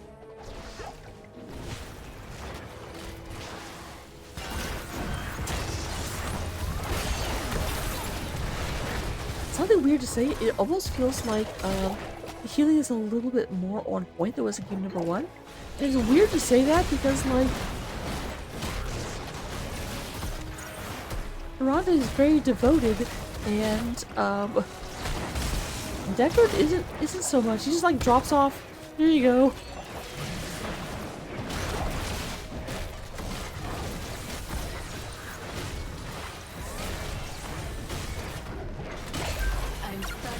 Access terminal.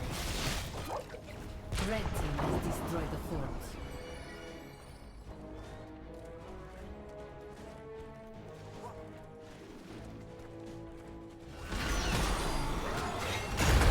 Things not quite picked up by DeWitt. There is a Spirit Wolves comes in, stops them for just a second, but no one had the energy to try and chase after that. You're at the bottom. Access terminal online. Secure it to activate the protector. Is Deckard, be careful, there are 3 people in the lane right above him. And yeah, Deckard's like, nope, nope, nope, not interested. Not it.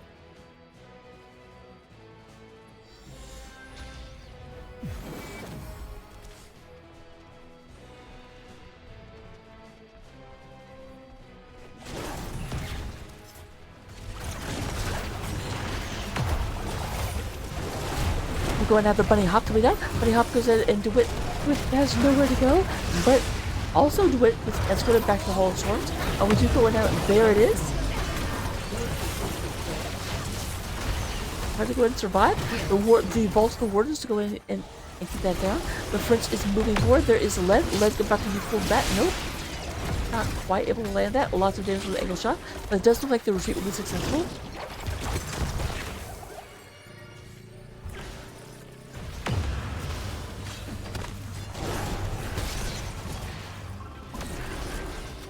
Alright, now with that being taken care of, we do go ahead and have damage at the bottom. Meanwhile, we do go ahead and have up to 30% of the vote has been pulled in by Vings by just standing here.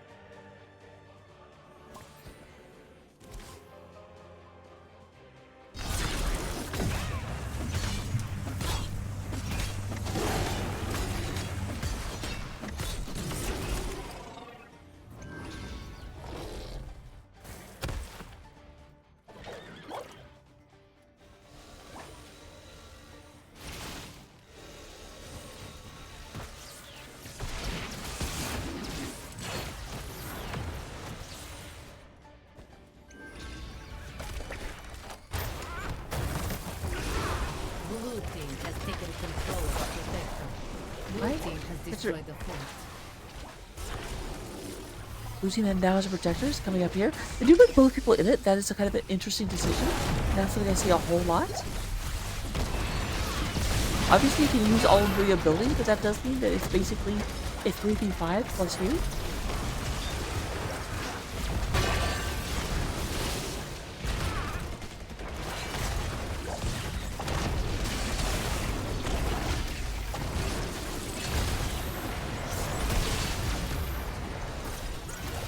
Going forward. But we wanted to go and try and get that, but unfortunately the protector took a lot of damage. We'll be able to quite get that picked up just yet.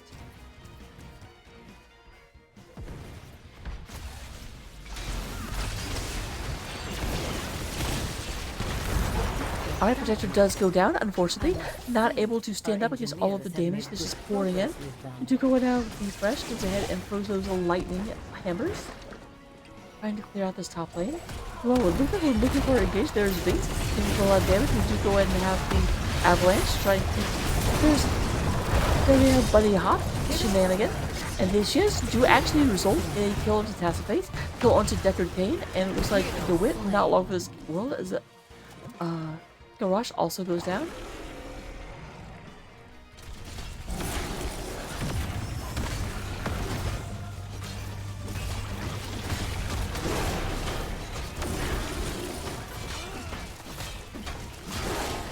Blue team has destroyed the fort.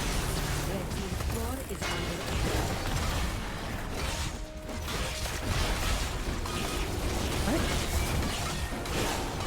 Oodles of damage coming through. I'm glad to get that. Unfortunately, Diva, love her to death, but in that mech, she's very, very, very bulky. And she does catch hands a lot. But it does look like with 4 people down, this is going to be an end of game number 3 and the series. And the Bad Rats go ahead and march forward, securing their spot in the finals of Div D East. B East, in fact. I know which set I'm casting.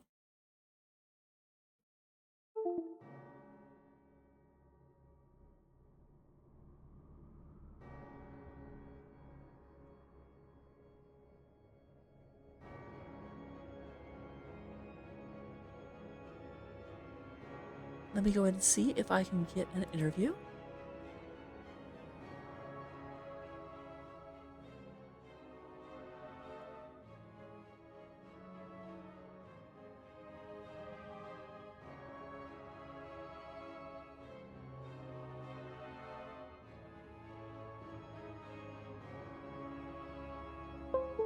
Well, I wait to see if anyone wants to come join me. Oh my gosh, I'm talking very fast. I should slow down.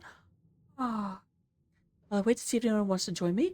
I do go ahead and have, in terms of damage, Nutcracker does lead the way, coming in with 51,000 damage, 47,000 for Cyanide. And French showing up with 42,000. In terms of healing, we do have Niam leading the way, 93,000 versus 56,000. That is a impressive and healthy difference. Very, very, very hats off to Niam. I do definitely feel like if the healing hadn't been quite as on point, we would have a very, very different game, because a lot of very good looking engagements happened, but then the target just outlasted and then they started like falling off. Hello, Jamster.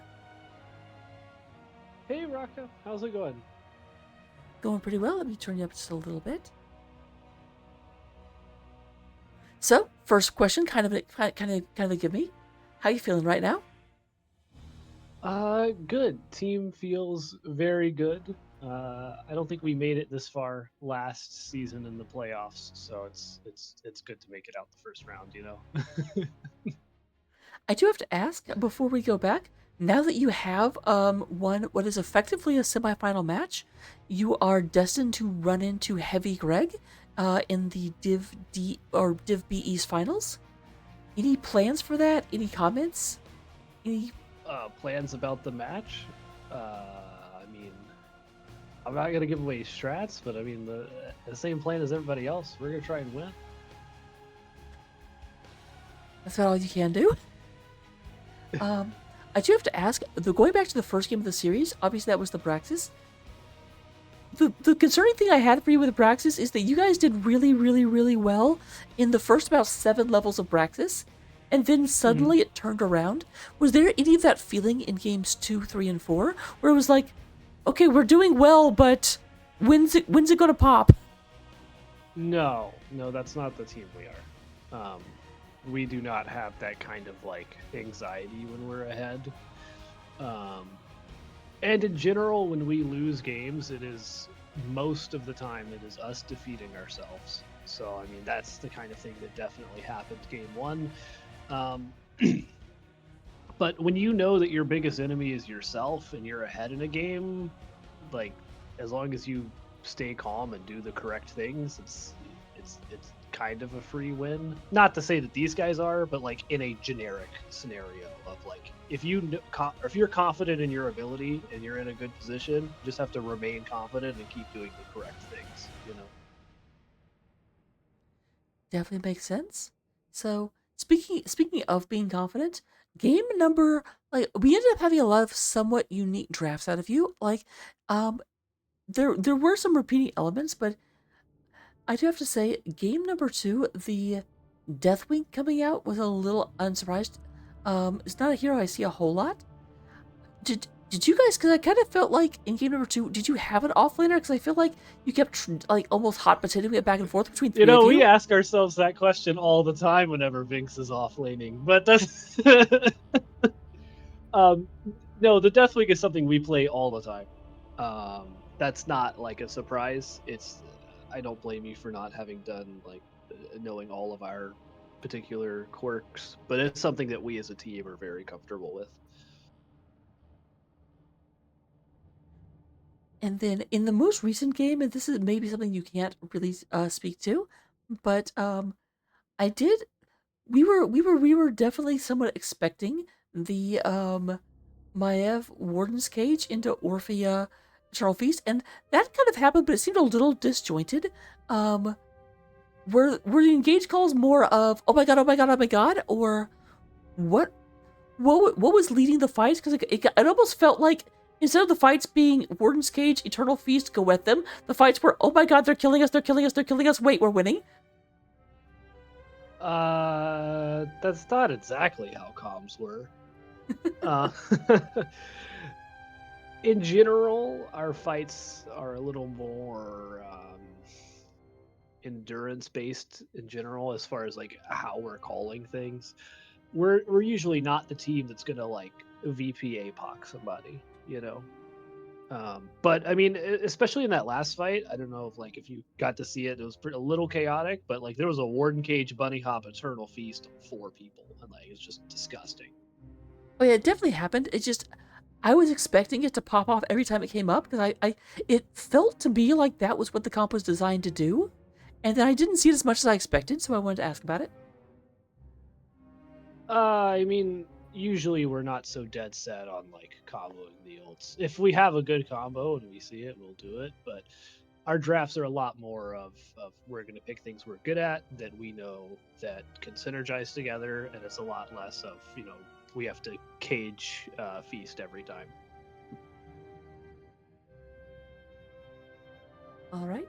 So those are the questions I had for you over the events we just saw. We turn it over to you for any shout outs you might want to give.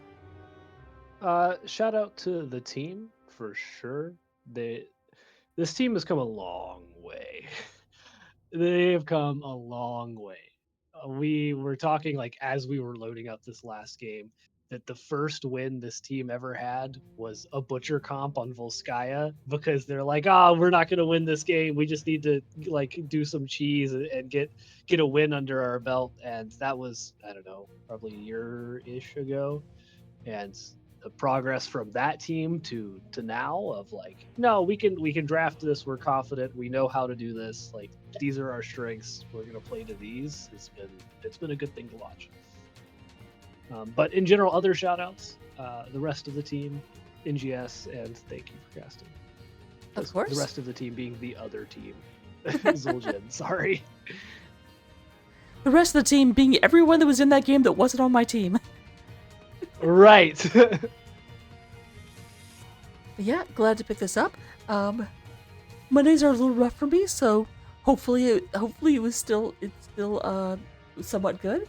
I definitely felt my wine wandering every once in a while, but you know what? I think I held together. Well, let's hope so. I haven't seen the VOD. But Anyway, yeah, thank you. enjoy the after party. We'll try and get someone for the finals whenever it happens. Hopefully, give me a little bit more than like 2-hour warning whenever you get it scheduled. Sure, of course. I know. Last week Nexus did not do that. Nexus scheduled their grand final on Monday. Nice. It was one of those things I was in like, practice. Just replay cast. I ended up having to, yeah. I ended up being interesting in practice that Monday. We didn't have it today. We had it last week. And I was like, oh, that's happening. Cool. But, right. Well, yeah, thank you so much. my pleasure. Yep, enjoy the after party. We'll catch you later this week or next week, depending. Yeah, take care. Thanks for casting. Of course.